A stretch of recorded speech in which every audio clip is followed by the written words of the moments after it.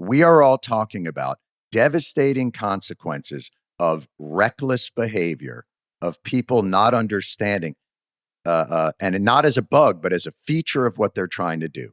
How does Congress regain some semblance of control so that this hollowing out of American exceptionalism, the brain drain? Look, you may not like Harvard, but the best minds and the best research is part of what comes out of those funding grants. If we are to turn our back on all that, I don't understand how that makes us great, or how Congress can keep saying, hold on, guys, let's just give it another 5 minutes, give it another 10.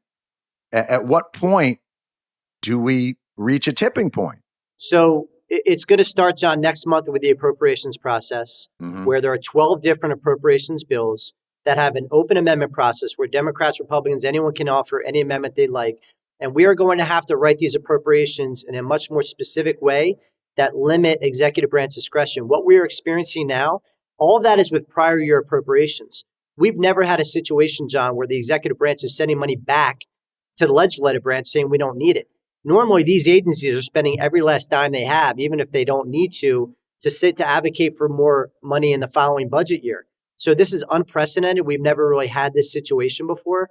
So we're really going to have to button up the appropriations process this coming next month to write it in a way that really curtails. To protect these kinds of things. Yes.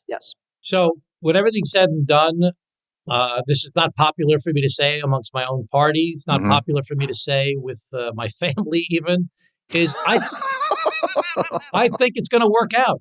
I think that the American people responding and saying they are dissatisfied with the way things are going is going to be reflected in every district throughout the country, where the politicians are going to have to respond to their people. They're going to be more afraid of the people than they are of Donald Trump, picking them out.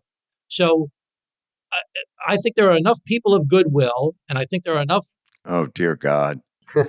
Do you realize what this is? This is, as we talked about, profiles in courage. It's profiles in fear. So now the basic premise is hopefully everything goes such to shit. No, and I think it has already. That Congress will be more afraid of the voters than they will of Trump. But that's the way democracy is supposed to work. Right. That's the check and balance. The government is supposed to be afraid of the people. It's not that the people are supposed to be afraid of the government.